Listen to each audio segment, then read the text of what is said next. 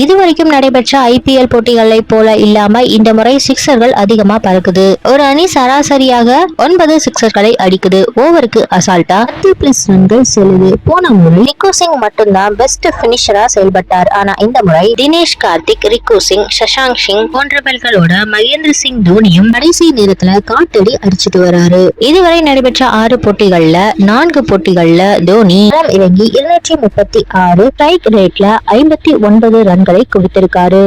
கடைசி போட்டியில ஹர்திக் பாண்டியாவுக்கு எதிராக ஹாட்ரிக் சிக்ஸர் அடித்து வெற்றிக்கு முக்கிய காரணமா அமைந்திருக்காரு. தோனி தொடர்ந்து அதிரடியா விளையாடிட்டு வர்றதுனால வரை T20 உலகக்கோப்பை 2024 ஆண்டுக்கான இந்திய அணில சேர்க்கணும்னு ரசிகர்கள் பலரும் கோரிக்கை வச்சிருக்காங்க. T20 உலகக்கோப்பை 2024 தொடர்ல தோனியை சேர்க்கிறதுக்கு அதிகமான வாய்ப்புகள் இருக்கு. ICC தொடர்கள்ல இந்திய அணில எப்பவுமே சர்ப்ரைஸா ஒரு மூத்த வீரரை தேர்வு செய்யறது வழக்கம். அதே மாதிரி இப்பொழுதும் நடக்க வாய்ப்புகள் இருக்கு. ICC தொடர்கள்ல இதற்கு முன்னாடி யுவராஜ் சிங், நிக்ரா, ரவிச்சந்திரன் அஸ்வின், தினேஷ் கார்த்திக் போன்ற சீனியர்களை சர்ப்ரைஸாக தேர்வு செய்திருந்தாங்க. தற்பொழுதும் தேவைப்பட்டால் தோனி திடீர்னு அணிக்கு வர வாய்ப்புகள் இருக்கு. மும்பை இந்தியன்ஸ் அணிக்கு எதிரான ஆட்டத்துல CSK அணி சிறப்பாக வெற்றி அடைந்து 6 போட்டிகள்ல 4 போட்டிகள்ல வெற்றி அடைந்து புள்ளி பட்டியல்ல 3வது இடத்துல இருக்கு. ராஜஸ்தான் 10 புள்ளிகளோடையும் KKR 8 புள்ளிகளோடையும் முதல் 2 இடங்கள்ல இருக்கு.